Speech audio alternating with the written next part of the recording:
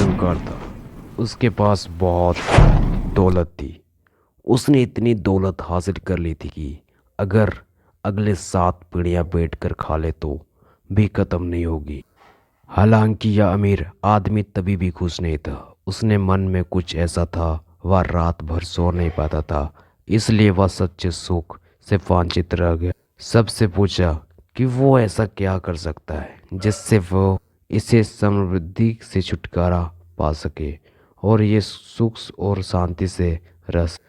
किसी ने उसको कहा कि संतों की शरण में चले जाओ तो शांति और आपको सुख बचाएंगे। धनी संतों की तलाश में गया।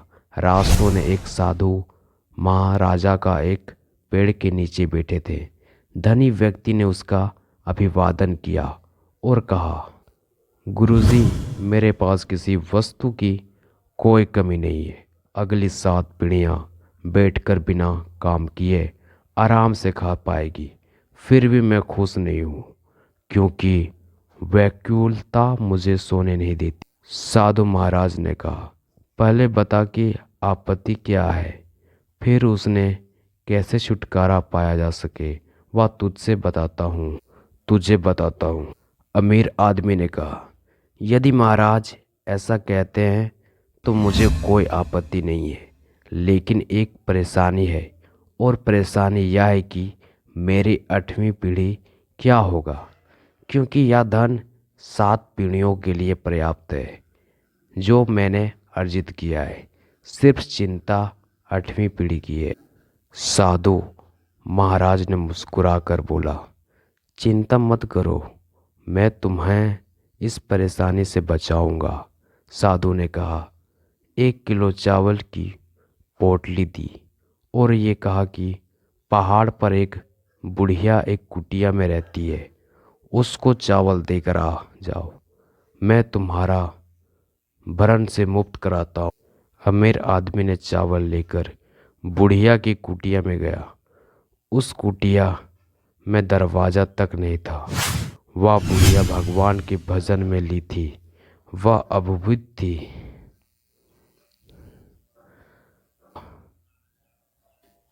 अमीर आदमी ने पैरों की आहट से बूढ़ी माँ की ध्यान टूट गया। उसने ऊपर देखा और कहा, बेटा, आप यहाँ क्यों आए हो? उसने कहा, माँ जी, मैं तुम्हारे चावल देने आया हूँ। या चावल तो फिर मैं जाऊँगा।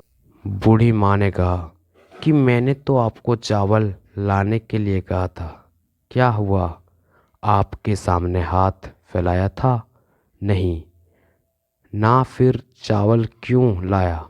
या पोटली उठाओ और जाओ। फिर अमीर आदमी ने कहा, मुझसे उस पेड़ के नीचे बैठे साधु ने भेजा है, इसलिए मैं आया हूँ। उसने कहा कि जाकर साधु से कह देना कि मेरी कुटिया में 2 दिन के लिए पर्याप्त चावल है। अमीर आदमी ने अपने सामान्य ज्ञान का इस्तेमाल किया।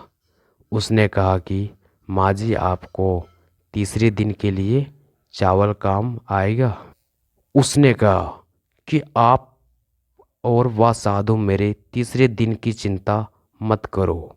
बूढ़ी लोग बोली, उस साधु से कहना कि मेरे तीसरे दिन की चावल का संबंध उसी से है जिस पर मैं इसकी एकांत स्थान में अपना सारा बोझ लेकर जाप करने बैठी हूँ।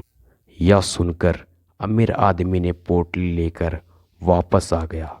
साधु ने कहा, सामने पोटली रखकर चल गया। साधु ने उसे पुकारा, अरे ओ सज्जन, तुम समस्याओं लेकर आए हो हैं ना? मैं तुम्हें इससे बाहर निकालने जा रही हूँ। अमीर आदमी ने सिर झुकाकर कहा, महाराज, मुझसे जवाब मिल गया। वह बुढ़िया तीसरी दिन चावल नहीं है। तभी भी मैं खुश था और मेरे पास सब कुछ है, तब भी मैं दुखी हूँ। जिसके पास कुछ भी नहीं है, वह अगर अपने भविष्य का विचार नहीं है करती है, भरोसा करती है कि भगवान कुछ बुरा नहीं होने देंगे तो फिर मैं जिसे भगवान ने इतना कुछ दिया है, मुझसे इस फालतू की चिंता में नहीं पड़ना चाहिए। यह मुझसे समझ में आ गया है। दोस्तों, छोटी सी ये ज्ञानवर्धन कहानी में हमें समझाती है कि हमारे पास जो भी उसका आनंद लेना चाहिए, उनमें से खुश ढूंढनी चाहिए। जो नहीं है उसके बारे में फालतू की टेंशन लेकर हमें अपना सुख चैन नहीं खोना चाहिए।